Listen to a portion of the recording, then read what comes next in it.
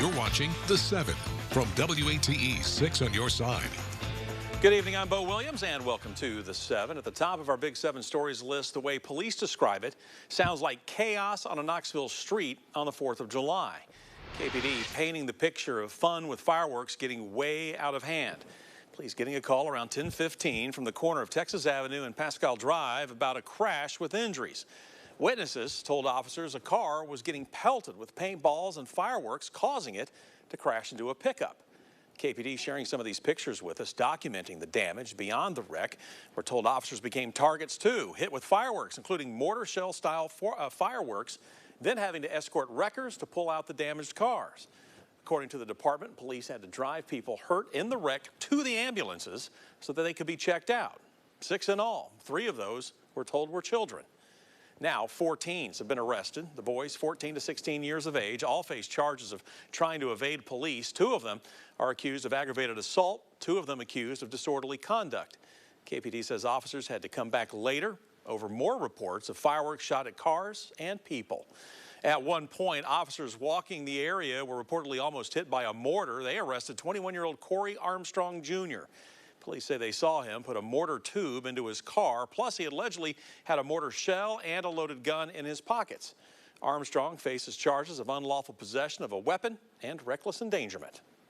Chief of Police Paul Noel has since put out a statement about all of the fireworks incidents in the area.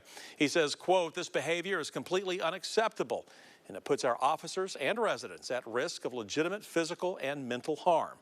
Fortunately, no one was severely injured.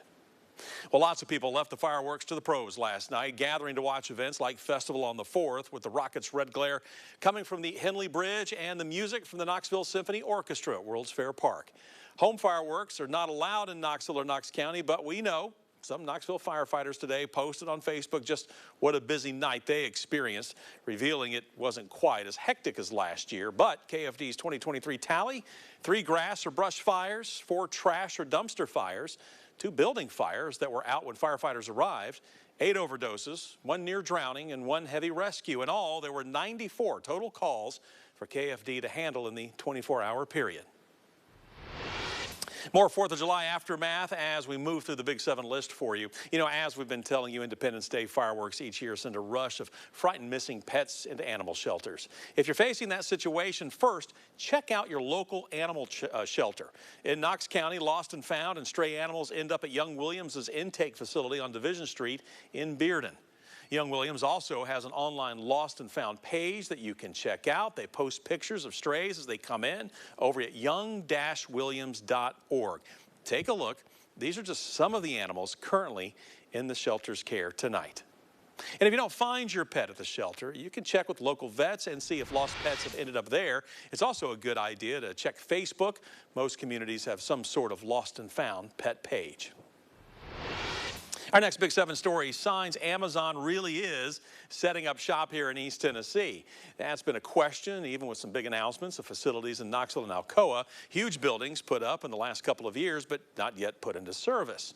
Well, today brought evidence that the online behemoth is hiring in East Tennessee, with a recruitment office opening up in Blount County at Foothills Mall.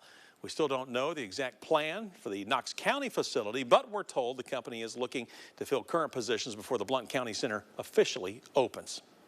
With anything like this of some growth magnitude, you have a little bit of congestion, but the community will figure that out and they'll handle that in the long run.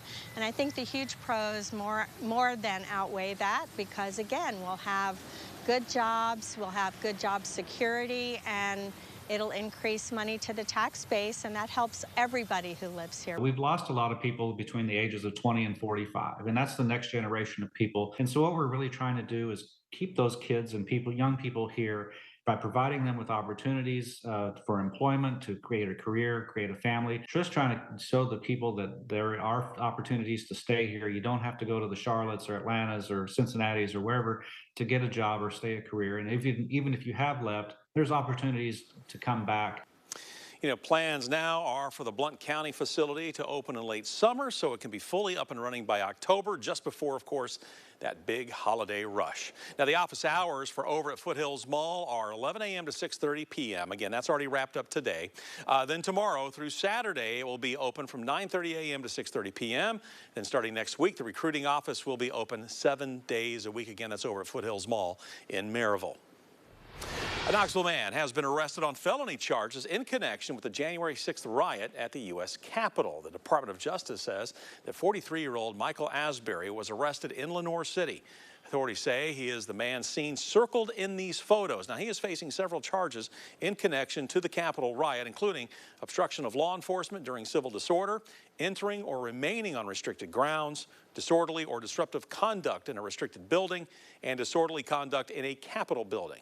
According to court documents, he was in the lower west tunnel entrance of the Capitol building and is accused of working with other rioters to push his body back and forth against the line of law enforcement officers protecting the entrance to the building. The DOJ says that in the 29 months since the January 6 Capitol riots, more than 1,000 people from nearly all 50 states have been charged in relation to the breach of the U.S. Capitol building. Authorities have said in the past that this number includes a handful of other people from our area. Our next big story for you, answers about a homicide investigation tonight. Tonight, we're learning the evidence offered up by Jefferson County deputies to get an arrest warrant against this man you see here. This is William McLaughlin in connection with a deadly stabbing in Dandridge. Today, we managed to get a copy of an affidavit and the arrest warrant, and it points to previous encounters between the victim and the suspect. McLaughlin was arrested Saturday in connection with the death of John Quisenberry. Now, in asking for the warrant, Jefferson County deputies claim Quisenberry's wife found her husband on his back bleeding outside a church where he had been working on the landscaping. Mrs. Quisenberry reportedly told deputies she spotted McLaughlin nearby using a weed eater and that he started dancing when he noticed her.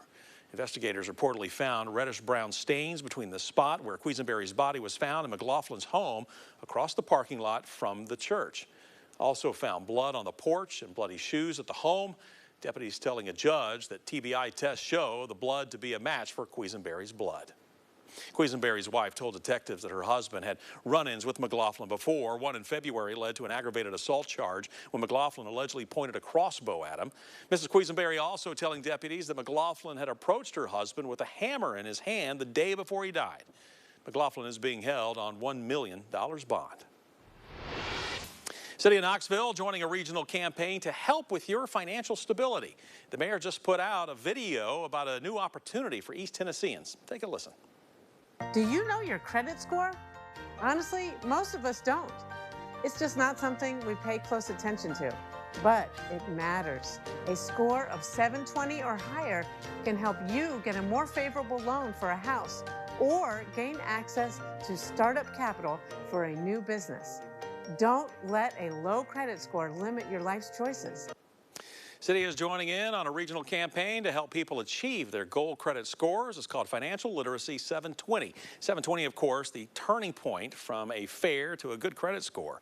Coming up on July 20th, or 720, United Way of Greater Knoxville will be hosting classes in both English and Spanish to help you formulate a personal financial plan. In addition to credit, you can learn about policy, services that are available, and the impact of generational wealth.